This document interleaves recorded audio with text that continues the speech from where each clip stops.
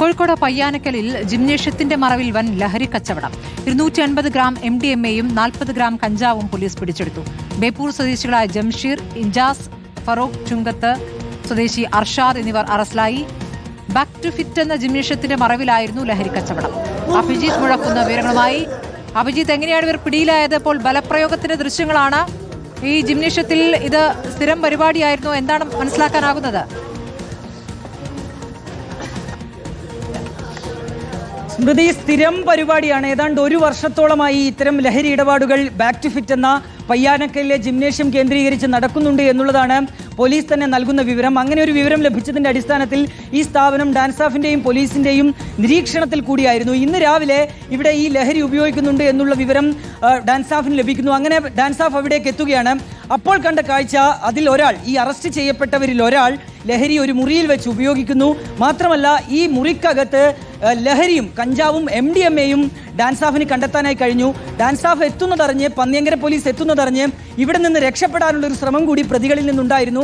അതിസാഹസികമായി ഏറെ പണിപ്പെട്ടാണ് ഈ 3 പേരെയും മൽപ്പിടുത്തത്തിലൂടെ ബലം പ്രയോഗിച്ച് ഡാൻസാഫും പോലീസും ചേർന്ന് കീഴ്പ്പെടുത്തുകയും ചെയ്യുന്നത്. 3 പേരാണ് ഇപ്പോൾ അറസ്റ്റിലായിട്ടുള്ളത്. സ്മൃതി, അതിലൊന്ന് ഈ സ്ഥാപനത്തിന്റെ ഉടമയായ ജംഷീറാണ്, മറ്റൊന്ന് ഇജാസ് ആണ്, മറ്റൊന്ന് അർഷാദാണ്. ഈ 3 പേരുടെയും അറസ്റ്റ് രേഖപ്പെടുത്തുകയും ചെയ്തിട്ടുണ്ട്.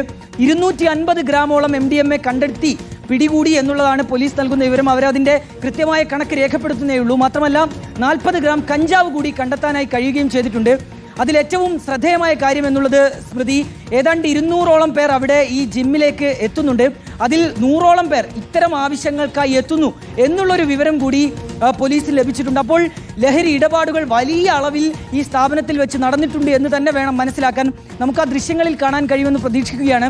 അതിലൊരാൾ കരഞ്ഞുകൊണ്ടൊക്കെ നിൽക്കുന്നുണ്ട്. അതാണ് അർഷാദ്. ഇയാൾ നേരത്തെയും ലഹരി കേസുകളിൽ പ്രതിയാണ് എന്നുള്ള വിവരം കൂടി പോലീസ് നൽകുന്നുണ്ട്. ഈ ഘട്ടത്തിൽ, പോലീസ് എത്തുന്ന ഘട്ടത്തിൽ, മാത്രമല്ല മാധ്യമപ്രവർത്തകരൊക്കെ എത്തുന്ന ഘട്ടത്തിൽ, താൻ ഇങ്ങനെ ഒരു കാര്യം ചെയ്തിട്ടേ ഇല്ല, താൻ ഇങ്ങനെ ലഹരിയുമായി യാതൊരു ഇടപാടും ഇല്ല എന്നുള്ളതായിരുന്നു അർഷാദ് കരഞ്ഞുകൊണ്ട് പറഞ്ഞത്. പക്ഷേ നേരത്തെയും ലഹരി കേസിൽ പ്രതിയാണ്. 8 മാസത്തോളം ലഹരി കേസിൽ ജയിലിൽ കിടന്നിട്ടുള്ള ആൾ കൂടിയാണ് അർഷാദ് എന്ന വിവരം കൂടിയാണ് പോലീസ് നൽകുന്നത്. അന്വേഷണം ലഹരി പിടികൂടുകയും ചെയ്തിരിക്കുന്നു എന്നുള്ളതാണ്